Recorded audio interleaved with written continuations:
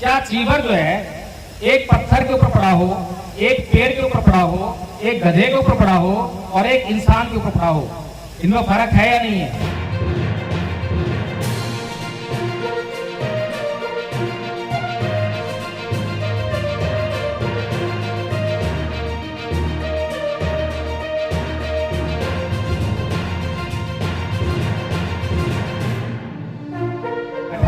संविधान चला रहे हैं, संविधान हमारे लोगों के घर में पहुंच गया। क्या उन्होंने संविधान पढ़ लिया है? नहीं, किसी ने नहीं पढ़ा। अच्छा ठीक है, कोई बात नहीं। जिन लोगों ने संविधान बांटा, क्या उन्होंने पढ़ लिया है? नहीं पढ़ा। वो महाबोधि महाविहार का आता है। आज के लोगों पीछे बहुत पागल हो रखे हैं, लेकिन उपसंपदा नहीं हुई है। सोचिए, एक व्यक्ति जिसकी उपसंपदा नहीं हुई है, उपसंपदा छोड़िए, जीवन पहनने का हक नहीं है, क्योंकि श्रामलेर भी नहीं है, श्रामलेर भी नहीं है। वो एक गृहस्थ के समान है और जीवन पहन के आप लोगों के बीच में घूम रहा है और आप लोग उस पर जो है लाखों करोड़ों रुपया लगा रहे हैं। और संघर्ष की तो बात करी नहीं बाबा साहेब ने। बड़ी मुसीबत हो गई हमारे युवाओं के लिए, क्योंकि हमारे युवाओं को जब तक संघर्ष शब्द ना इस्तेमाल कर ले, उनका पेट का पानी नहीं बचता। अरे भाई, आता दीपो भाव करने के लिए क्या मतलब है कि मैं अपना मालिक खुद, अपने डिसीजन खुद लूंगा। कब लूंगा? जब मुझे नॉलेज होगी। अब मुझे नॉलेज ही नहीं किसी बात के बारे में, क्या मैं आता दीपो भाव कर सकता हूँ? क्या भीमराव अम्बेडकर ने आदेश दिया था 1935 में हिंदू धर्म छोड़ने के लिए? क्या आरएसएस मना करती है? बीजेपी मना करती है? कोई ब्राह्मणा क्या रोकता है? बताइए कौन रोकता है? बाबा साहेब की बात तो हम नहीं मानते हैं और दोस्त दूसरों को देते। तो ये कि परम पूज्य बाबा साहेब डॉक्टर भीमराव अम्बेडकर के सामने किसी को चुनाव लड़ना नहीं चाहिए था। दूसरी बात ये कि परम पूज्य बाबा साहेब डॉक्टर भीमराव अम्बेडकर के सामने किसी भी पार्टी को चुनाव लड़वाना नहीं चाहिए था, लेकिन चुनाव लड़ा गया, चुनाव लड़वाया गया और चुनाव हरवाया भी गया। आज वही पार्टियां, वही लोग, वही विरोधी परम पूज्य बाबा साहेब डॉक्टर भीमराव अम्बेडकर की जयंती मनाने का बहाना कर कर मंच तलाशते हैं, माइक तलाशते हैं कि हमें भी जो है इन लोगों के सामने जाने का मौका मिल जाए और दो चार सिकड़ी चुपड़ी बातें कर दें ताकि इनका वोट कुछ तो मिल जाए। सारे लोग, आज सारी दुनिया हम पे हंस रही है कि ये बहुजन समाज नहीं, ये भोजन समाज है।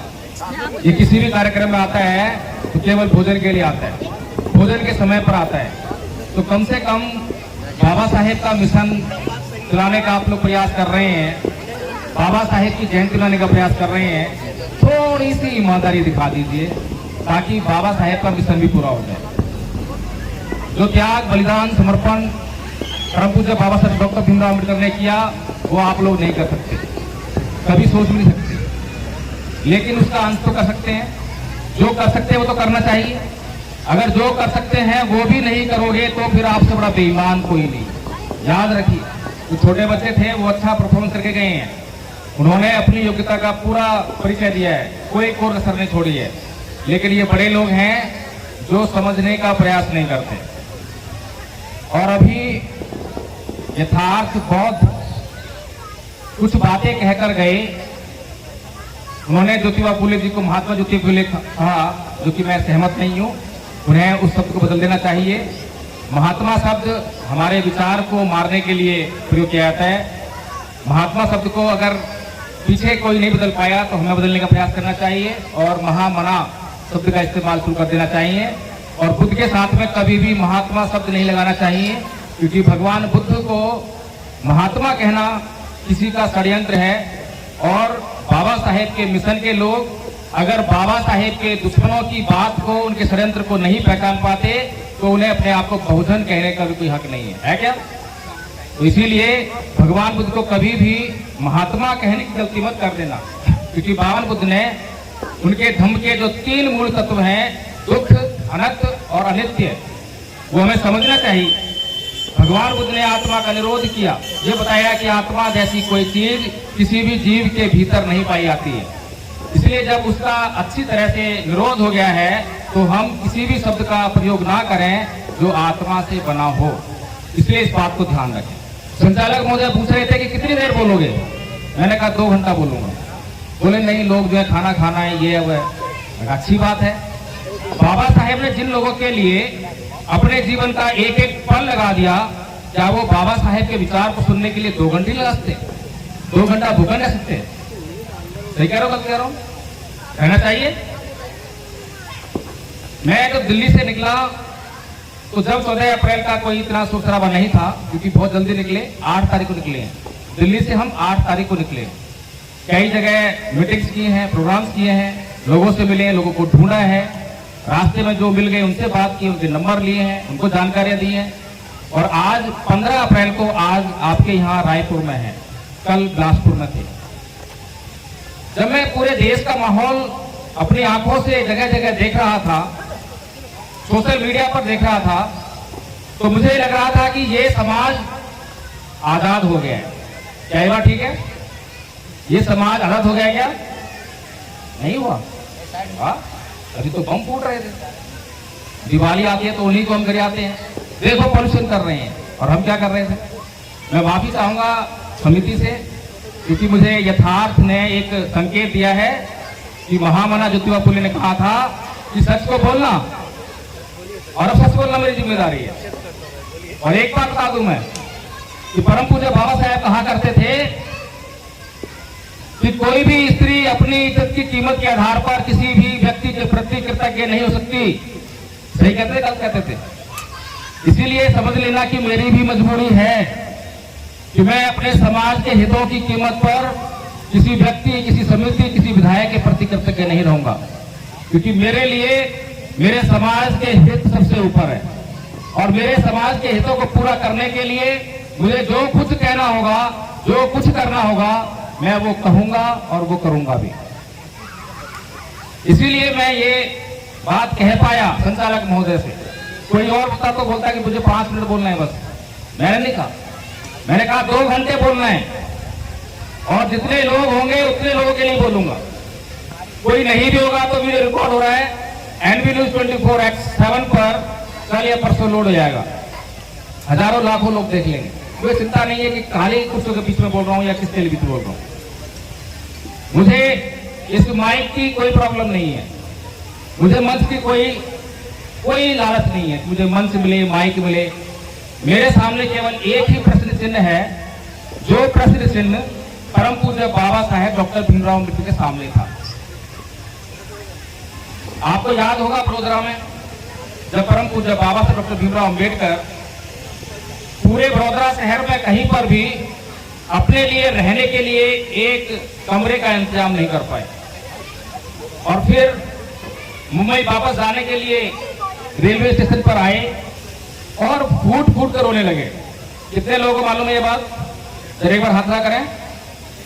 सबको मालूम है, बहुत अच्छी बात है। तो फूट फूट कर रोने लगे और कहने लगे कि मैं विदेशों से बड़ी बड़ी डिग्रियां लेकर आया हूं, बहुत पढ़ लिख कर आया हूं। इतना पढ़ लिख जाने के बाद भी पूरे वडोदरा शहर में अगर मुझे रहने के लिए एक कमरा नहीं मिल सकता, तो मेरे समाज पर जो पढ़ा लिखा नहीं है, जिसको किसी प्रकार की कोई जानकारी नहीं है, जो अपने अधिकारों तक को नहीं जानता है, उसके ऊपर कितने जुल्म और सितम ये लोग कर रहे होंगे। तो परम पूज्य बाबा साहेब डॉक्टर भीमराव अम्बेडकर ने उसी समय ये संकल्प किया कि अगर मैं अपने समाज का उत्थान नहीं कर सका, अपने समाज की गुलामी को नहीं काट सका, तो मैं अपने आप को शूट कर लूंगा। आप लोगों ने तो संकल्प किया है क्या? जयंती मना रहे हैं बाबा साहेब की, हर साल जयंती मनाते हैं। क्या आप लोगों ने कोई संकल्प किया इस तरह का कि हमारी भी कोई जिम्मेदारी है? नहीं किया। चलिए एक छोटी सी कहानी और सुनाए। एक बार की बात है, आयोजन समिति के कुछ लोग हैं, तो इन बच्चों को डांटिए मत, आराम से बस बैठा दीजिए, यहीं लाके खा दीजिए, हो सकता है कुछ शब्द उनके कानों में शेष रह जाएं। एक बार की बात है, परम पूज्य बाबा साहेब डॉक्टर भीमराव अम्बेडकर और नेहरू जी संसद से बाहर आ रहे थे। नेहरू जी बाबा साहेब से बोलते हैं, अरे बाबा साहेब, तुम किन लोगों के लिए काम कर रहे हो? ये लोग तुम्हें कुछ नहीं देने वाले, अच्छा हो तुम कांग्रेस ज्वाइन करो। बाबा साहेब सत्य में पड़ गए, और नेहरू जी की बात भी ठीक थी, क्योंकि जिन लोगों को वोट देने का अधिकार दिया, किसने दिया? परम पूज्य बाबा साहेब डॉक्टर भीमराव अम्बेडकर। और उन्हीं लोगों ने परम पूज्य बाबा साहेब डॉक्टर भीमराव अम्बेडकर को पहला चुनाव हरा दिया। सोच सकते हैं कितने अपमान की बात थी ये, कोई मामूली बात नहीं थी। किसको हराया? उसको जिसकी आज इस देश में पूजा होती है। किसको हराया? जिसकी जयंती मनाने के लिए आज उनके विरोधी भी मंचों पर आते हैं। किसको हराया? जिसको आज भगवान समझकर पूजा करते हैं, जिसको आज the symbol of knowledge, the sun, the greatest Indian, कैसी कैसी उपाधियों से नवाजते हैं। आज जब से मंच का कार्यक्रम शुरू हुआ है और अब तक जो है केवल गुणगान हो रहा है। क्यों हो रहा है? क्योंकि वो एक महान व्यक्ति थे। उस महान व्यक्ति को उस समय चुनाव हरा दिया गया। पहला चुनाव किसने हराया? हमने हराया। हमें वोट का अधिकार नहीं था। तो पहली बात तो ये कि परम पूज्य बाबा साहब डॉक्टर भीमराव अंबेडकर के सामने किसी को चुनाव लड़ना नहीं चाहिए था। लड़ना चाहिए था क्या? बोलिए। दूसरी बात ये कि परम पूज्य बाबा साहब डॉक्टर भीमराव अंबेडकर के सामने किसी भी पार्टी को चुनाव लड़वाना नहीं चाहिए था। दोनों बात ठीक है। लेकिन चुनाव लड़ा गया, चुनाव लड़वाया गया और चुनाव हरवाया भी गया।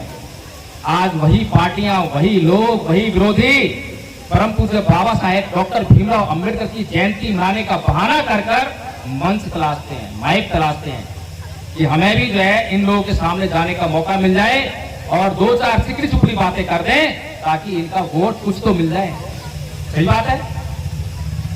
हम लोग लगातार कहते हैं कि 3% लोग 97% लोगों पर राज कर रहे हैं। कुछ कहते हैं 85% राज कर रहे हैं। 85 हो 50 हो, पर राज तो वही कर रहे हैं। असलियत तो यही है। राज वो कर रहे हैं जिनका संख्या बल इस देश में नहीं है, और राज कर रहे हैं संविधान की असली भावना के खिलाफ जाकर। संविधान की मूल भावना में तो लोकतंत्र है, और लोकतंत्र में उसका शासन होता है जिसके पास वोट होता है। वोट तो हमारे पास है, लेकिन शासन हमारे पास है। इसके लिए दोषी कौन है? मैं जब से मंच पर बैठा हूं, क्योंकि मुख्य वक्ता के रूप में बुलाया गया है, तो बंदिशें थी। सबसे पहले मंच पर बुलाया गया, मंच का सम्मान जरूर था। जब से ही मैं सुन रहा हूं कि बाबा साहेब ने ये किया, बाबा साहेब ने वो किया, बाबा साहेब ने ये किया, लेकिन बाबा साहेब ने अपनी जिंदगी में 4 महत्वपूर्ण काम किए थे। वो 4 महत्वपूर्ण कामों में से एक भी काम मुझे यहां पर डिस्कस करता हुआ दिखाई नहीं। अगर वो 4 काम यहां पर डिस्कस हो रहे होते तो सुनने वाले लोग कुछ सोचते, समझते और उनके ऊपर कुछ कार्यभार डाला जाता, कुछ कार्य करने के लिए दिया जाता। क्या आप लोगों को, में से किसी को मालूम है वो 4 काम कौन से हैं? 4 महान कार्य जिनके लिए बाबा साहेब डॉक्टर भीमराव अंबेडकर विश्व विख्यात है। भारत में नहीं, पूरी दुनिया जानती है। किसी को नहीं मालूम? पहला काम है 1935 का, जब परम पूज्य बाबा साहेब डॉक्टर भीमराव अंबेडकर ने यमुना की धरती से घोषणा की कि मैं हिंदू पैदा हुआ, ये मेरे बस की बात नहीं थी, लेकिन मैं हिंदू मरूंगा नहीं। ये उनका विश्व विख्यात स्टेटमेंट है। दूसरा काम किया 1956 में, जब उन्होंने बौद्ध धर्म को ग्रहण किया। ये भी विश्व विख्यात है, क्योंकि आज तक एकमात्र धर्म परिवर्तन है जिसमें एक साथ लाखों लोगों ने धर्म परिवर्तन किया, इसलिए विश्व विख्यात है। तीसरा काम संविधान बनाने का।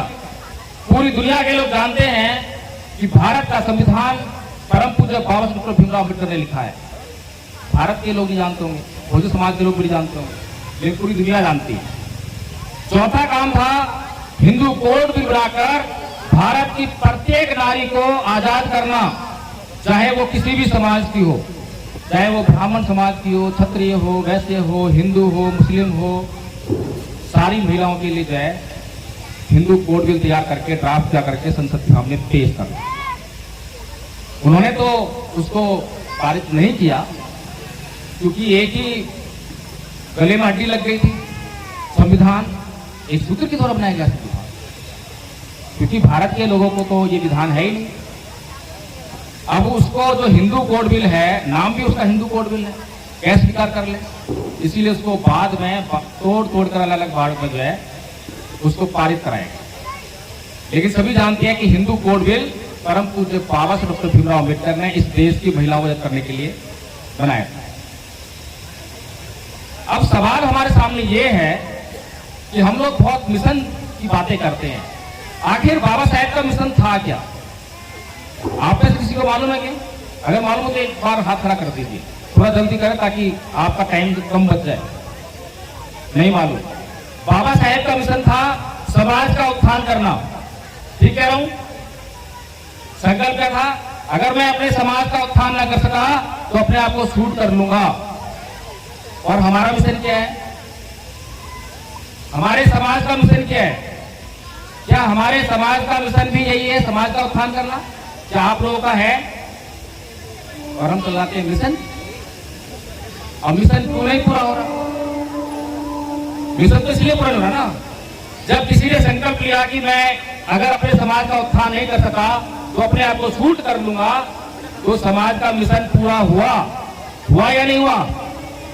हुआ या नहीं हुआ? भाई अकेले अम्बेडकर थे, अकेले अम्बेडकर ने हमें क्या दिया? संविधान, संविधान में लोकतंत्र और संविधान में हमारे तमाम हक और अधिकार दे दिए, अकेले अम्बेडकर ने।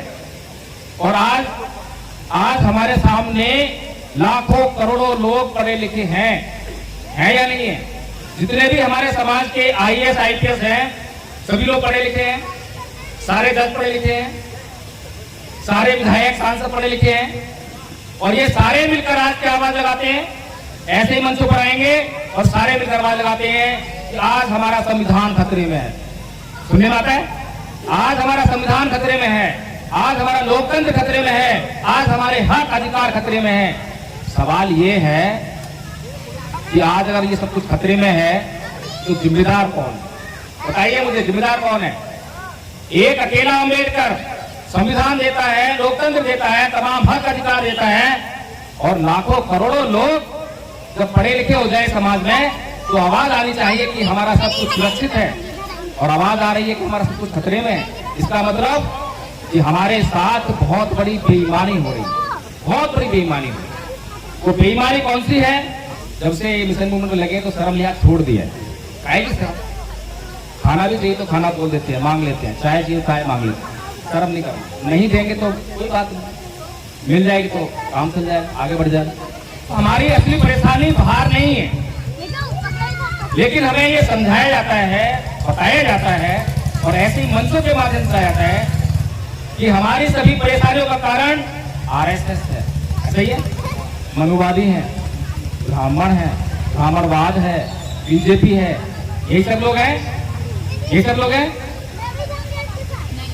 भगवान बुद्ध ने धम्मपद में एक बात कही है, नए परिश्रम विलोमानी नए परिश्रम कथा कथन अतनोद अवेख्य कथानी अकथानी च, कि दूसरे क्या कर रहे हैं, दूसरे क्या नहीं कर रहे हैं, ये मत देखो, मैं क्या कर रहा हूँ, मैं क्या नहीं कर रहा हूँ, ये बहुत महत्वपूर्ण है, इसको देखो। लेकिन हम तो हमेशा जो है दूसरे क्या कर रहे हैं, दूसरे हमारे लिए जिम्मेदार हैं। क्या हमने अपना काम पूरा कर लिया? क्या हमने अपना काम पूरा किया? क्या हमें जो बाबा साहेब डॉक्टर भीमराव अम्बेडकर ने आदेश दिया था 1935 में हिंदू धर्म छोड़ने के लिए, क्या आरएसएस मना करती है, बीजेपी मना करती है, कोई ब्राह्मणा के रोकता है? बताइए कौन रोकता है? बाबा साहेब की बात तो हम नहीं मानते हैं और दोष दूसरों पर देते। बाबा साहेब ने बौद्ध धर्म बनाने के लिए कहा, तो इसके लिए किसने मना किया है? किसने मना किया है? नहीं किया। तो समस्या ये है कि काम तो हम नहीं कर रहे हैं और ठीकरा दूसरों के ऊपर फोड़ रहे हैं, और ऐसी बातें करने के लिए मैं बदनाम हो रहा हूं। लोग कहते हैं कि ये तो अपने समाज की आलोचना करता है, अपने ही समाज की बुराई करता है। लेकिन एक बात समझने वाली बात है कि आलोचना और बुराई में बड़ा फर्क होता है। आलोचना ऐसे नहीं होती है, आलोचना करने के लिए अध्ययन करना पड़ता है, सत्य पर आधारित होना पड़ता है। अगर आप सत्य पर आधारित नहीं होंगे, सत्य नहीं बोलेंगे, तो आपकी बात चलेगी नहीं। लेकिन बुराई का मकसद बदनाम करना होता है, उसके लिए सत्य की आवश्यकता नहीं है। जितना झूठ बोल सकते हो उतना झूठ बोलो, जो तथ्य नहीं है उसको बोल दो। तो दोनों में फर्क है। आलोचना करना स्कूल कॉलेज में सिखाया जाता है ताकि सुधार किया जा सके। आलोचना का मकसद होता है सुधार करना, लेकिन हम लोगों ने इन बातों के, इन शब्दों के अर्थ नहीं समझे, इसीलिए हमारा उत्थान रुका हुआ है। तो परम पूज्य बाबा साहेब डॉक्टर भीमराव अम्बेडकर इस समाज को बहुत सारी बातें कहते हैं। उनमें से एक बात कहते हैं, जो संविधान लागू हो गया, उन्होंने कहा कि जाओ ऐ मेरे समाज के लोगों, अपने घरों की दीवारों पे लिख दो तुम इससे शासक हो। शासक बन गए? शासक नहीं बने। और पिछले 75 साल से शासक नहीं बने। तो ये बाबा साहेब का सम्मान हो रहा है या अपमान हो रहा है? सम्मान हो रहा है, अपमान हो रहा है? अपमान हो रहा है। कौन कर रहा है? अमित शाह। अमित शाह कर रहे हैं। अमित शाह की एक बात बहुत अच्छी लगी, संसद में उन्होंने कहा कि जय भीम बोलना ये बहुजनों के लिए फैशन हो गया, फैशन मान लिया उन्होंने। और ये बात बहुजन समाज को बहुत बुरी लग गई और बहुजन समाज के तमाम बुद्धिजीवी और नेता जो है सड़कों पर आ गए। अमित शाह ने ये किया है, अमित शाह ने वो किया है। अरे भाई सही तो किया उसने। फैशन होता क्या है? आपने कभी सर्दी पड़ रही हो, बहुत ठंड पड़ रही हो और शादी विवाह में जाती हुई कुछ महिलाएं देखी होंगी, कड़कड़ाई ठंड पड़ रही है, लेकिन वस्त्र कैसे पहन रखे हैं? वस्त्र बहुत हल्के, फैशन वाले। क्यों पहनते हैं? क्योंकि फैशन में देखने में बहुत अच्छा लगता है, लेकिन कपड़े का काम क्या होता है? शरीर की रक्षा करना, गर्मी से, ताप से, बुरी नजर से। लेकिन जो कपड़ा ये काम ना कर रहा हो और सौंदर्य बढ़ाने का काम कर रहा हो, तो उसे हम क्या कहते हैं? फैशन। तो ऐसे ही जब जय भीम बोलकर पिछले 75 साल से हमारा मिशन पूरा ना हो रहा हो, उसे क्या कहेंगे? अमित शाह ने गलत क्या किया? अरे अमित शाह ने तो बिल्कुल अच्छी बात कही और अमित शाह की ये बात पूरी मीडिया ने दिखाई, मेन मीडिया ने दिखाई, बहुजन मीडिया ने दिखाई। आधा काम तो हो गया था हमारा। अब आधा काम तो हमें ये करना था कि अपने समाज के बीच में जाते और कहते अरे अब तो जाग जाओ, देखो अमित शाह ने कितनी बड़ी बात कह दी है, कितना बड़ा टॉन्ट मार दिया है, अब तो जाग जाओ, अब तो इस जय भीम को बदनाम मत करो। पूरा देश नीले झंडे लेकर जो है जय भीम जय भीम जय भीम। एक बार स्टालिन से एक बात पूछी गई, तो ये लोग जो है दुख तकलीफ में भी कैसे नाच गा लेते हैं, खुशियां कैसे मना लेते हैं? ये इतने गरीब हैं, इतने दलित है, इतने पीड़ित है। तो स्टालिन कहा कि इसका नमूना मैं आपको कल संसद में दिखाऊंगा। अगले दिन संसद में वो एक मुर्गा लेकर आए और उस मुर्गा के सारे पंख उसने ऐसे नोच किए। मुर्गा तर रहा था अपनी मुझको, बड़ी बुरी तरह से तर रहा, जैसे मरने को हो गया। अब थोड़ी देर बाद उसने क्या करा, अपनी जेब से कुछ दाने निकाले और दाने निकाल के उसके सामने ऐसे दाने मारे, ऐसे दाने फेंकने लगा। अब वो मुर्गा जो इतने कष्ट में था, अपने सारे कष्ट को भूलकर उस दाने को चुपता हुआ उसके पीछे पीछे आने लगा। समझ में आया कुछ? ये हमारा समाज, इसकी मैं आलोचना ना करूं तो आपको तारीफ करूं? तो तारीफ करने लायक काम किया है क्या? एक भी काम बताइए। संविधान खतरे में, लोकतंत्र खतरे में, अधिकार खतरे में, इतने सारे पढ़े लिखे लोग। भाई सामाजिक बेईमानी हो रही है, सीधी सी बात हुई है। आप लोग असली खाना खाते हो या नकली खाना खाते हो? असली, सही बात है, जब जिंदा बैठे। ये गलत बात क्या है? ये तो बात ठीक है, लेकिन मैं मिशन मूवमेंट के खाने की बात कर रहा हूं। मिशन मूवमेंट का नकली खाना हुआ लोभ, लालच और निजी स्वार्थ, और असली खाना हुआ त्याग, समर्पण और बलिदान।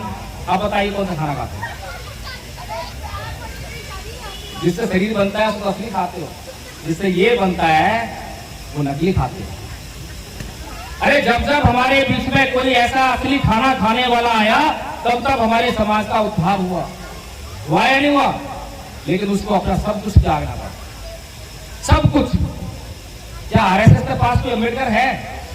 एक भी अम्बेडकर है? एक भी बुद्ध है? एक भी काशीराम है? लेकिन मिशन उनका बढ़ रहा है।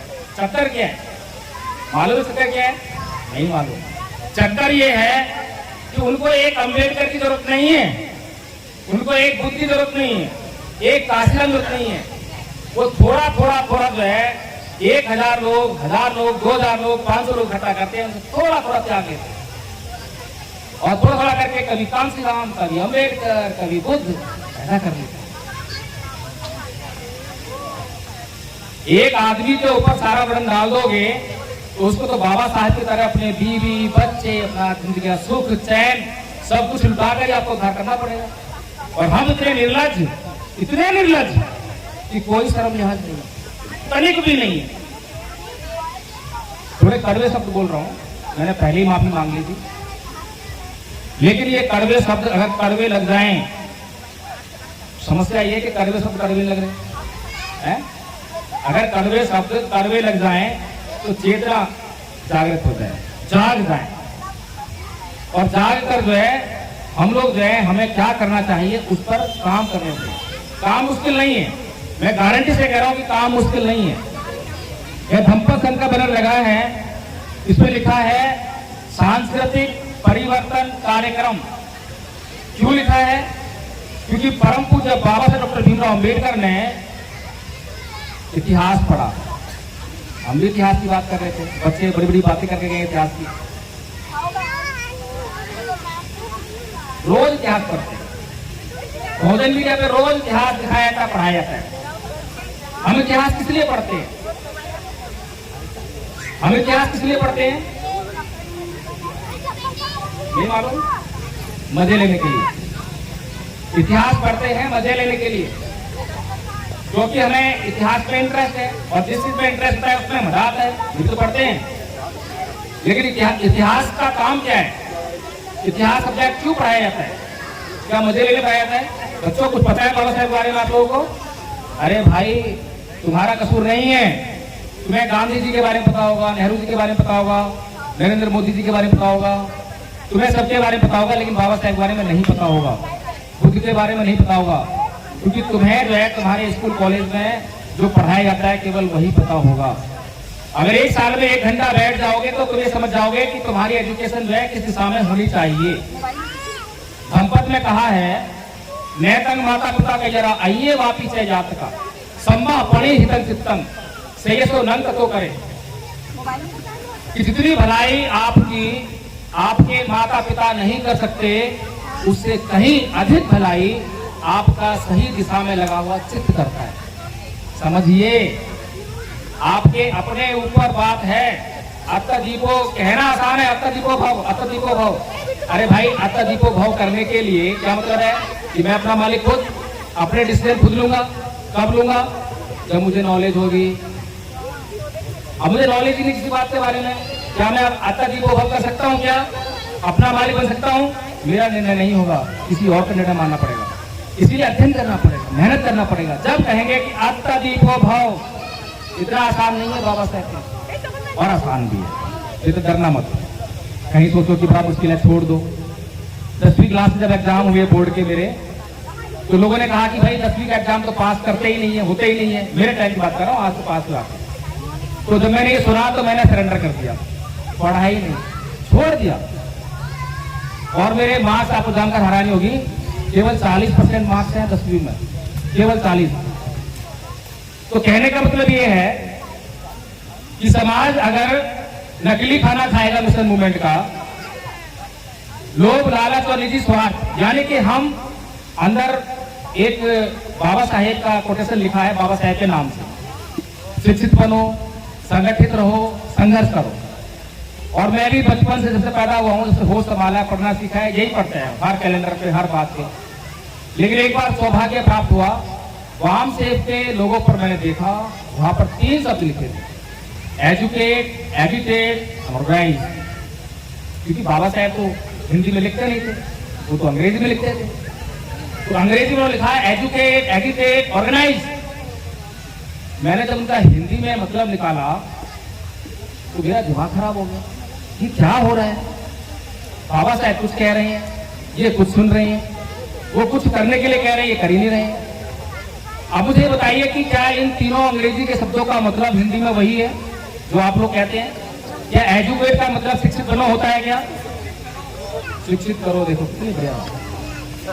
अब शिक्षित करो और शिक्षित बनो क्या एक ही होता है?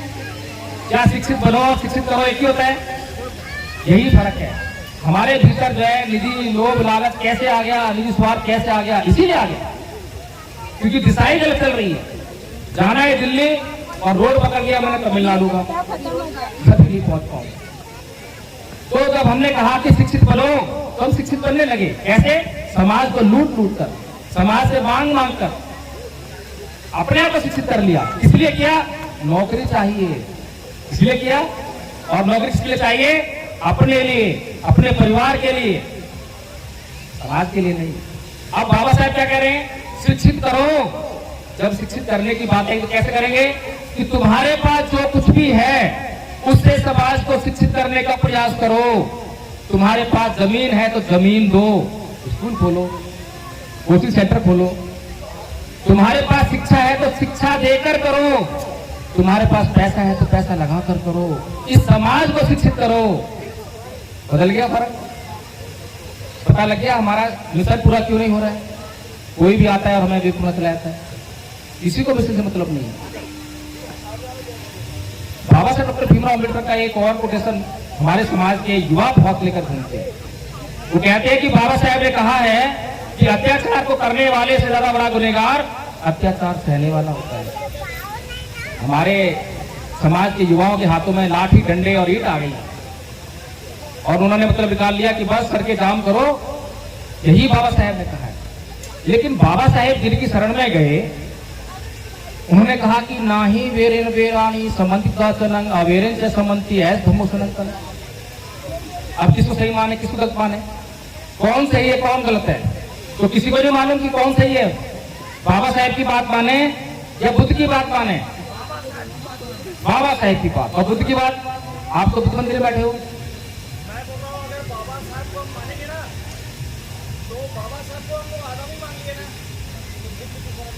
अरे वाह, देखिए समझने वाली बात है। ना तो बाबा साहब गलत है ना बुद्ध गलत है, लेकिन समझ में हमारे नहीं आया कि बाबा साहब ने क्या कहा।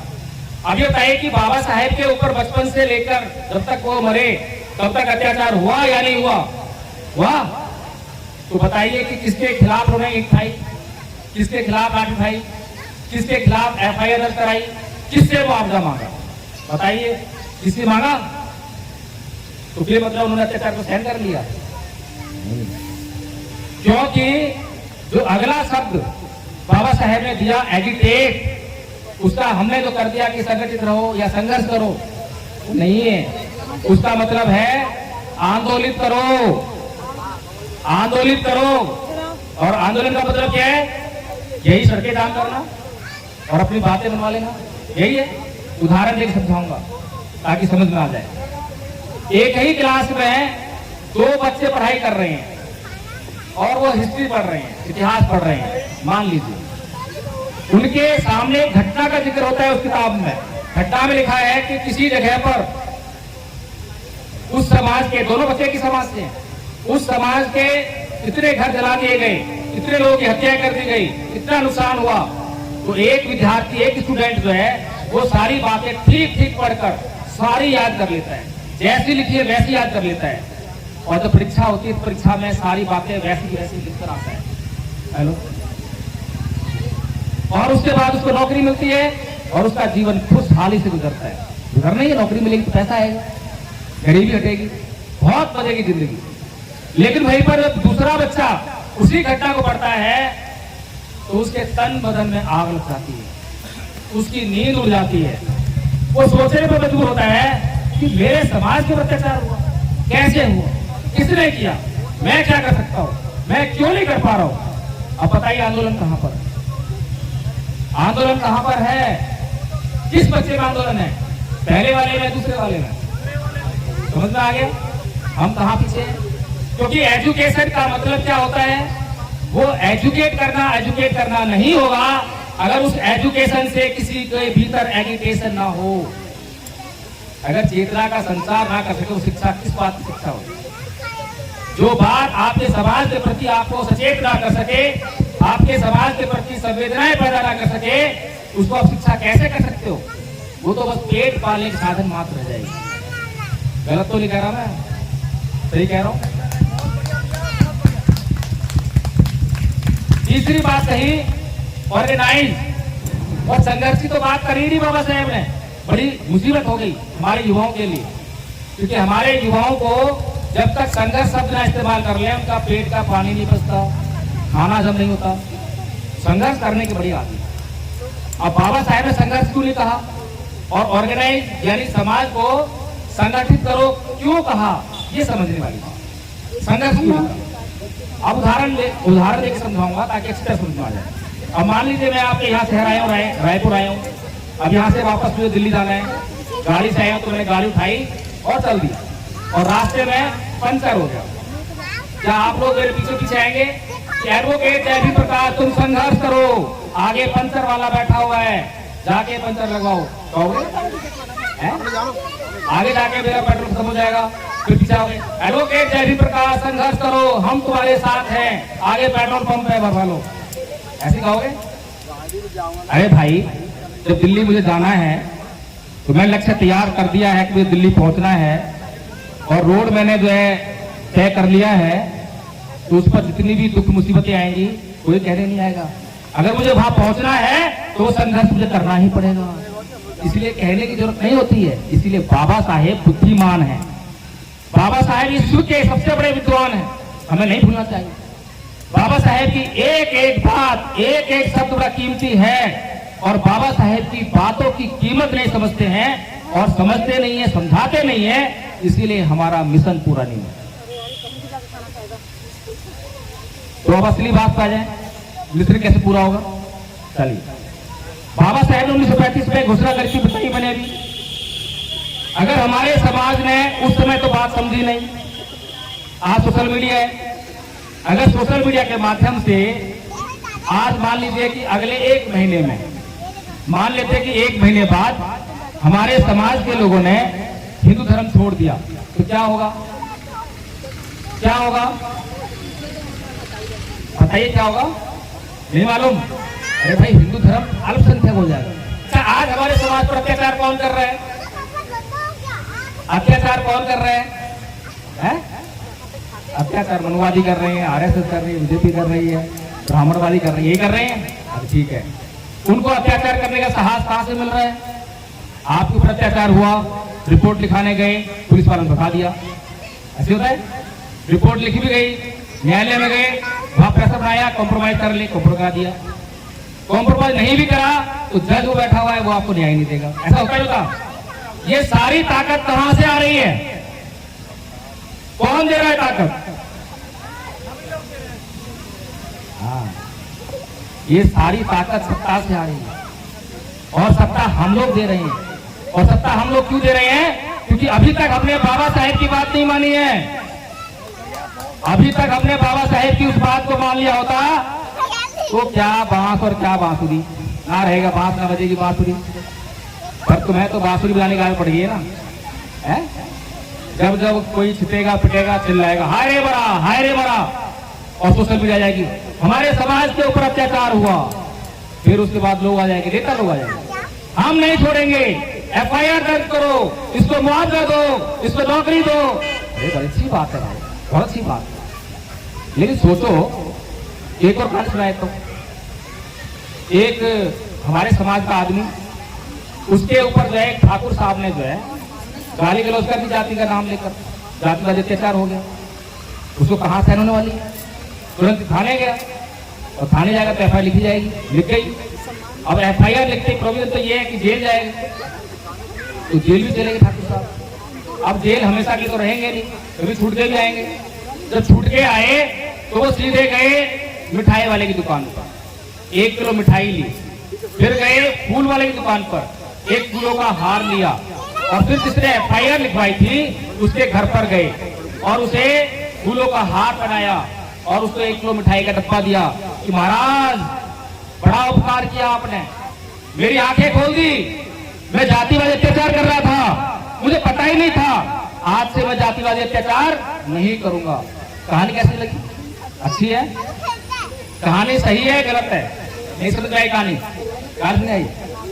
अरे भाई ये बताओ, किसी के खिलाफ अगर तुम एफआईआर लिखवाओगे, उसे जेल भेजोगे, तो आपके लिए वो फूलों का हार और मिठाई का डब्बा लेकर आएगा या बदले की भावना लेकर आएगा?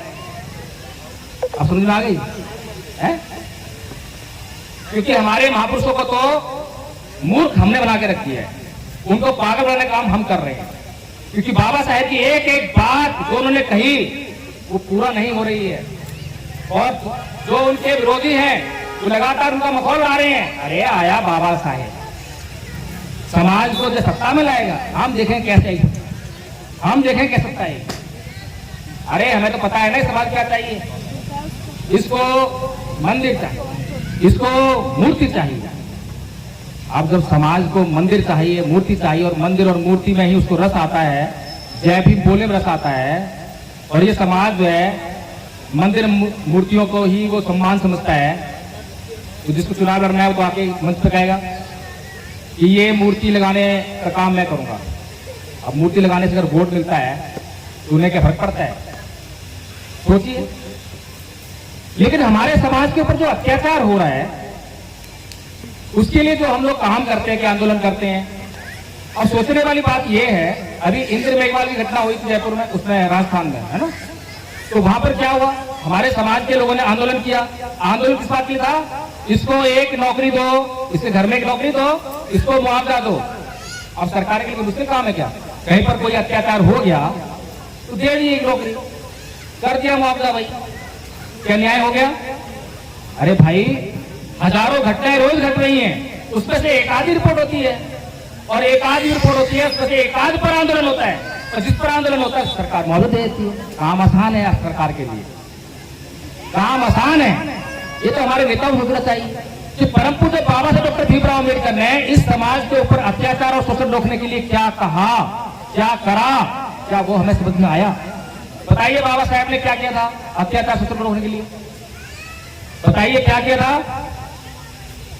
भाई बाबा साहब के ऊपर अत्याचार हुआ, बचपन में अध्यापक ने उनको स्कूल के भीतर बैठने के पढ़ने नहीं दिया, क्लास के भीतर।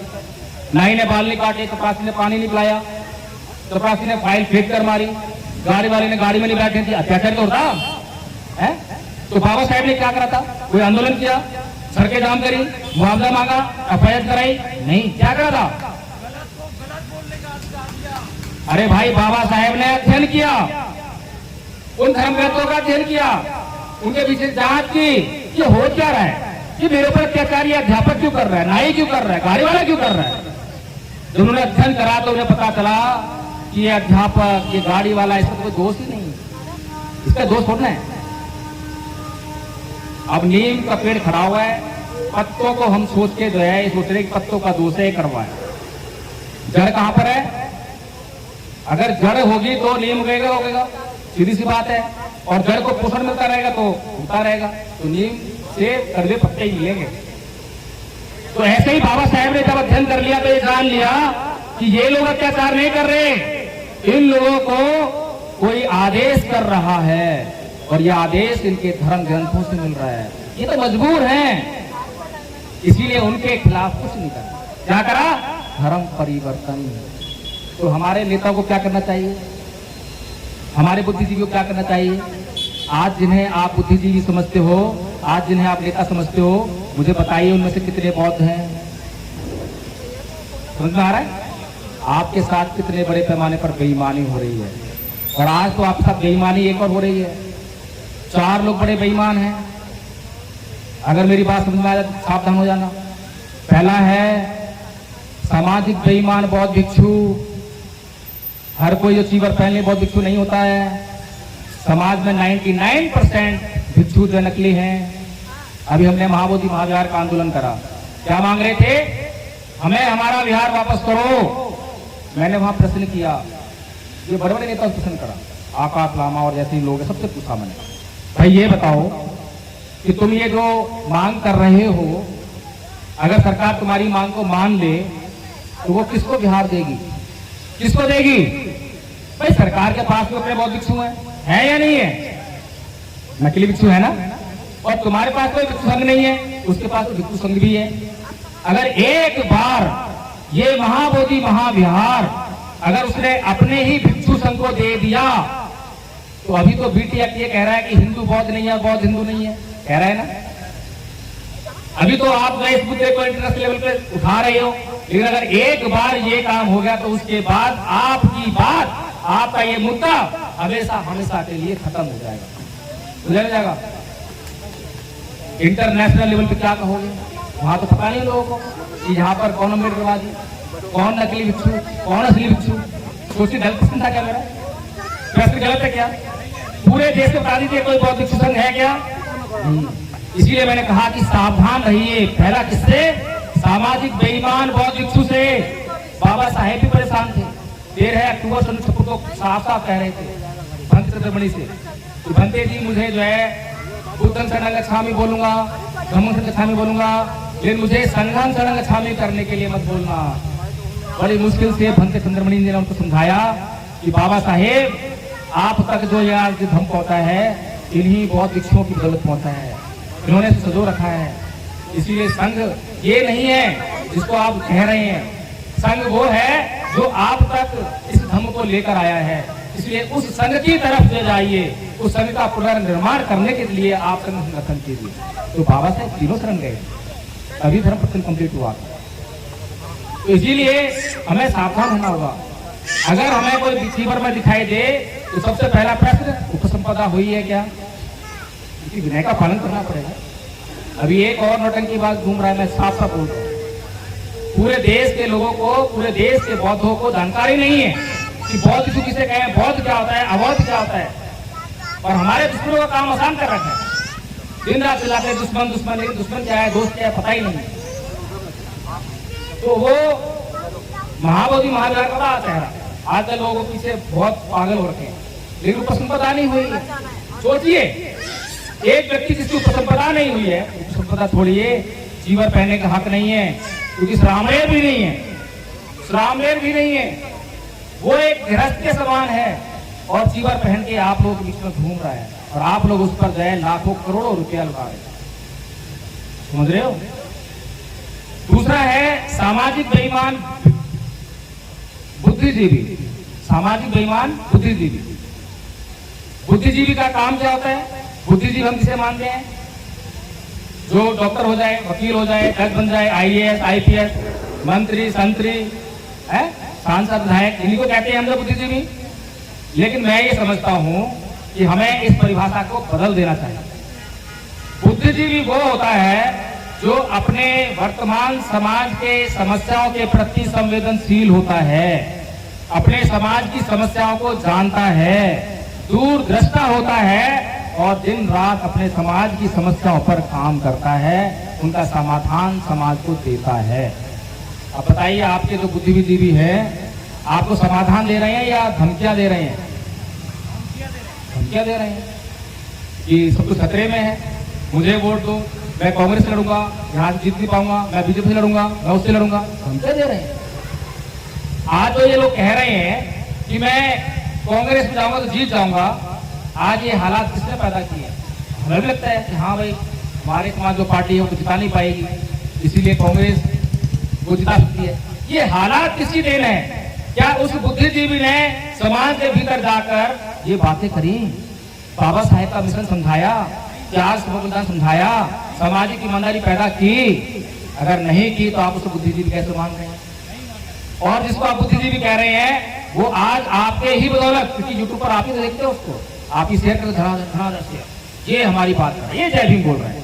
आज समाज की हालत ये है कि अगर गधे के सर पर लिखते जय भीम तो समाज उसे पिछल देगा। एक बार गूगल मीट में मैं जुड़ा, एक महाराष्ट्र की महिला कह रही थी कि भाई एक बार राजा बिंबिसार जो है कहीं जा रहे थे तो रास्ते में एक गधे को देखा और गधे के ऊपर चीवर पड़ा। राजा बिंबिसार जो है उसको नमन कर, तो वो राजा बिंबिसार जो है गधे को नमन नहीं कर रहे, वो चीवर को नमन कर रहे हैं। अब ये बात आप लोगों को कौन समझाता है? वही बौद्ध भिक्षु नकली। क्यों? क्योंकि उसको ये बात करानी है कि चीवर को मत देखो, मुझे मत देखो कि मैं कैसा हूं, ताकि मैं कुछ भी करता रहूं। अब सोचिए एक प्रश्न पैदा होता है, क्या चीवर जो है एक पत्थर के ऊपर पड़ा हो, एक पेड़ के ऊपर पड़ा हो, एक गधे के ऊपर पड़ा हो और एक इंसान के ऊपर पड़ा हो, इनमें फर्क है या नहीं है? फर्क है या नहीं है? अरे भाई गधा, पेड़, पत्थर, क्या चीवर का कोई इस्तेमाल कर सकता है? ना गलत ना सही। लेकिन एक इंसान उस चीवर का इस्तेमाल करेगा, वो सही भी कर सकता है, गलत भी सकता है। तो बताइए क्या बात सही हुई क्या? ये हमारे समाज की जो बुद्धि है, ये उसकी जो दरिद्रता है, बुद्धि की दरिद्रता, गरीबी, बुद्धिहीनता पैदा होगी। क्योंकि दिन रात गए बस शोर होता है। शोर किस चीज का? संविधान संविधान संविधान। अब संविधान जो है, मैंने पूछा अभी आदरणीय संचालिका महोदय जी बैठी थी, मैंने पूछा, मैं कहा आदरणीय जी जब से बैठा हूँ संविधान चिल्ला रहे हैं, संविधान हमारे लोगों के घर में पहुंच गया, क्या उन्होंने संविधान पढ़ लिया है? नहीं, किसी ने नहीं पढ़ा। अच्छा ठीक है, कोई बात नहीं। जिन लोगों ने संविधान बांटा, क्या उन्होंने पढ़ लिया है? नहीं पढ़ा। क्या हुआ ये कि संविधान चिल्लाकर जो संविधान की किताब 200 रुपए में लेटेस्ट एडिशन मिल रहा था, और वही ओल्ड एडिशन 800 रुपए 1000 रुपए का दिख रहा है। इसलिए क्योंकि वो संविधान नाम का जो शब्द है आपके दिमाग में अच्छी तरह फीड कर दिया।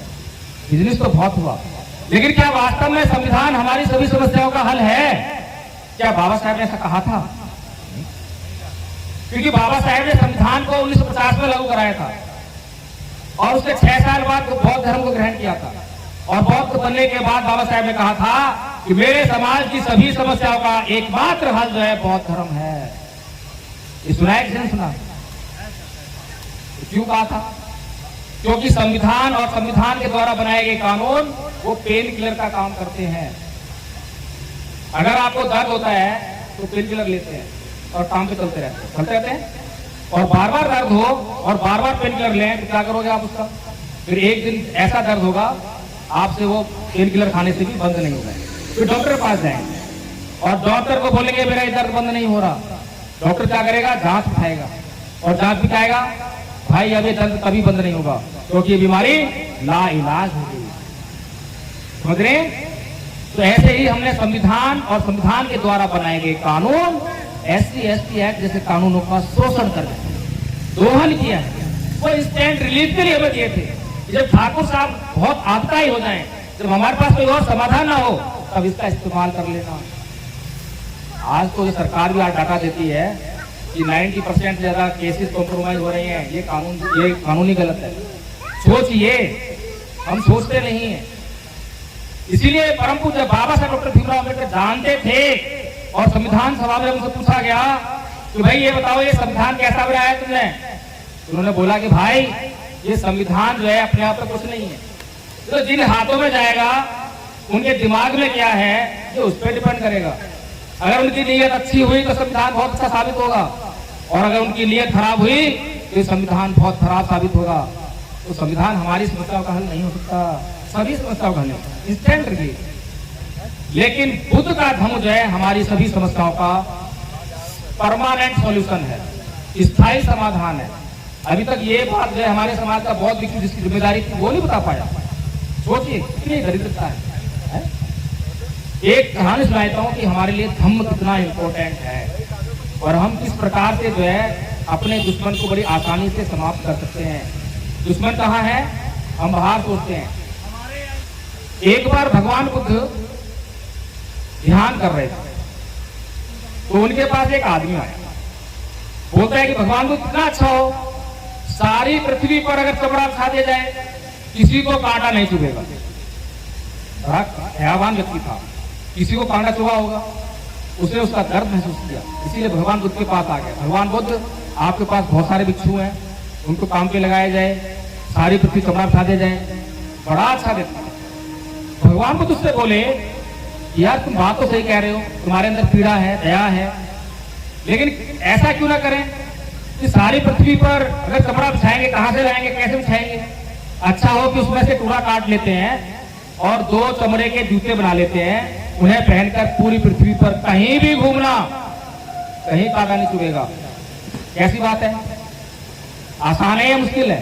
भगवान बुद्ध क्या कहना चाह रहे हैं? ये कहानी तो अच्छी लगी, पर भगवान बुद्ध क्या कहना चाह रहे हैं?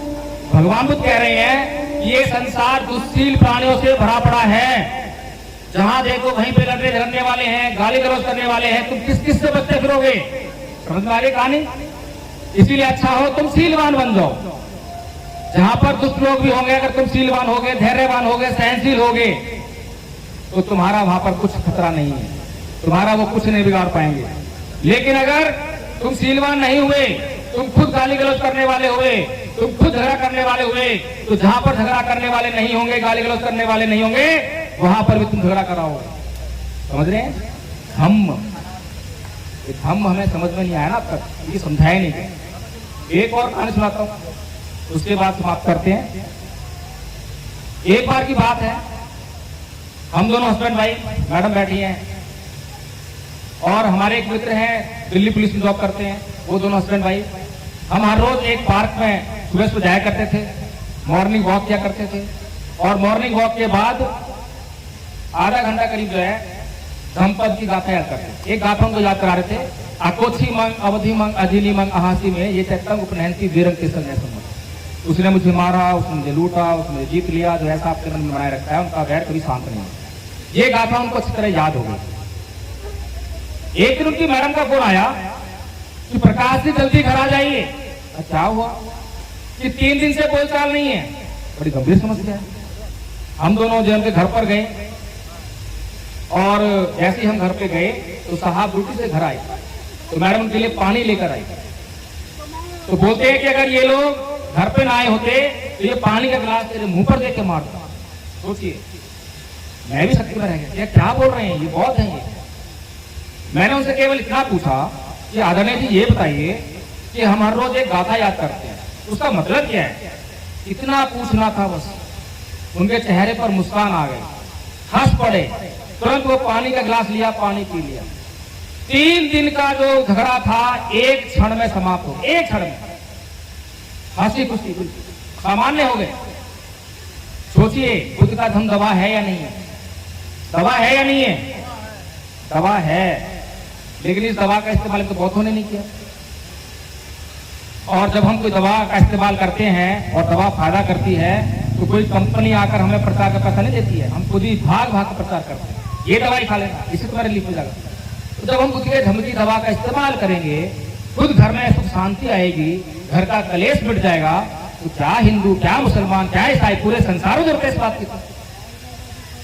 कहने के लिए तो मेरे पास बहुत बातें हैं, बहुत सारी बातें हैं, लेकिन मैं समझता हूं कि आप लोगों को इतना कष्ट जितना मैंने दे लिया है, और इस कष्ट को देने के लिए मैं आपसे तहे दिल से क्षमा चाहता हूं। लेकिन आप बधाई के पात्र हैं, क्योंकि आपने इतना धैर्य दिखाया, और मैं कह सकता हूं कि आपके भीतर कहीं ना कहीं मिशन मूवमेंट है।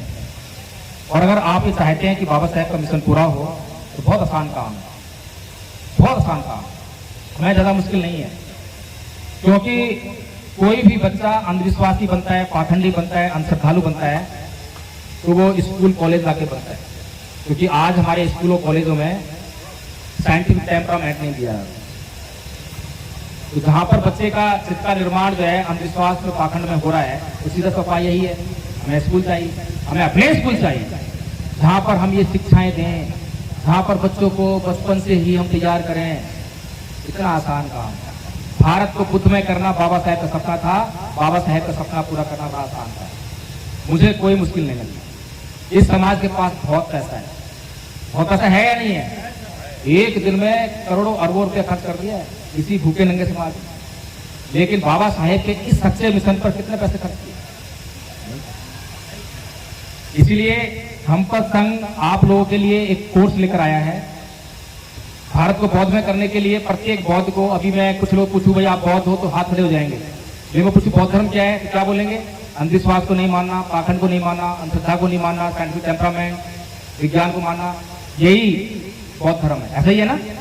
ज्यादातर यही सवाल, मैं जहां जहां गया सर्वे किया, मैंने पूछा लोगों से, यही सवाल जवाब मिल रहा है, क्योंकि यही सब सिखाया जाता है मंचों पर आकर, बस ये पाखंड, ये दस्त्रा, ये वो।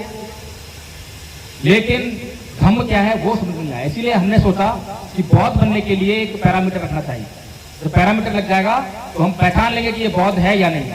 इसीलिए पैरामीटर नहीं लगा, इसलिए दुश्मन का काम आसान हो रहा है, तो नकली लोग हमारे बीच में भेज देता है, बौद्ध बनाकर, बौद्ध बनाकर। तो इसलिए हमने एक कोर्स बनाया, कोर्स को 3 भागों में बांटा, प्रथम वर्ष, द्वितीय वर्ष, तृतीय वर्ष। प्रथम वर्ष का कोर्स बहुत आसान है, बहुत छोटा है। छोटा इसलिए रखा है ताकि आप जल्दी कर लें, मोटिवेट हो जाए, जल्दी कर लें। कोई 2 दिन में कर लेता है, जो बौद्ध हैं जिनको वंदना आती है वो 2 दिन में कर लेंगे, 3 दिन में कर लेंगे। हमारे बीच में आचार्य दीपक बौद्ध जी बैठे हैं, उनके दोनों बच्चे बैठे हैं, तीनों आचार्य बन गए हैं और बहुत जल्दी बन गए हैं। मुश्किल नहीं है ना, इसलिए जल्दी बन गए। तो इसीलिए एक बात और कि 4 साल के बच्चे से लेकर 70 साल के लोगों ने ये कोर्स कर लिया है। अनपढ़ लोगों से लेकर और पीएचडी तक के लोगों ने ये कोर्स कर लिया है, पाली और हिंदी में कर लिया है। आप लोग उनको सुनोगे, मेरे पास टाइम नहीं है, नहीं तो आपको सुनाता मैं क्लिप्स वगैरह दूंगा। उनको सुनोगे तो आप दंग रह जाओगे। क्या ये अनपढ़ महिला है? क्या ये गांव की महिला है जो पाली में बोल रही है? ये काम धम्मपद ने करके दिखाया है। और ये सारा काम आपको कोई फिजिकल नहीं कराते मुझे, ऑनलाइन गूगल पे मीटिंग चलती है। सुबह 5 बजे से 8 बजे तक, दोपहर को 3 बजे से 4:30 बजे तक महिला धमकोपा लगती है, शाम को 7 बजे से 10 बजे तक। इस दौरान आपको जो काम सिखा देंगे। और आदरणीय आचार्य दीपक बोझी साहब पहली बार मिल रहा हूँ इनसे, इससे पहले नहीं मिला, गूगल पे ही मुलाकात हुई है, गूगल पर इन्होंने कोर्स सीखा है। तो इसलिए जो है अगर आप लोगों को लगता है कि धम्पा संघ जो है इस दिशा में बड़ा महत्वपूर्ण कार्य कर रहा है, सटीक योजना के साथ में काम कर रहा है और इससे हम अपने मिशन में कामयाब हो जाएंगे, तो मैं अनुग्रह करूंगा, निवेदन करूंगा कि आदरणीय आचार्य दीपक बोझी आपके यहीं से हैं, गरियाबंद से हैं, आप उनका नंबर ले सकते हैं, उनको अपना नंबर दे सकते हैं और आपसे तुरंत कॉन्टैक्ट करके जो है आपको वो कोर्स कराया जाएगा। और दूसरे वर्ष का कोर्स है संस्कार करवाने का कोर्स, बहुत डिटेल में समझाने वाली बात थी लेकिन नहीं समझा रहा हूँ मैं भी। तीसरे वर्ष का कोर्स है बौद्ध विद्वान बनाने का कोर्स। जैसे मैं बौद्ध धर्म की बातें रख रहा हूँ तो हम इसको कह सकते हैं कि बौद्ध विद्वान है, जो बौद्ध धर्म को डिफेंड कर सके, जो बौद्ध धर्म को जन जन तक पहुंचा सके, उसको हम बौद्ध विद्वान कह सकते हैं। तो इन्हीं बातों के साथ में मैं अपनी बात समाप्त करता हूँ। आप लोगों का बहुत बहुत साधुवाद, धन्यवाद। और जो आपको कष्ट हुआ उसके लिए मैं फिर से माफी मांगता हूँ। जय भीम, नमस्कार।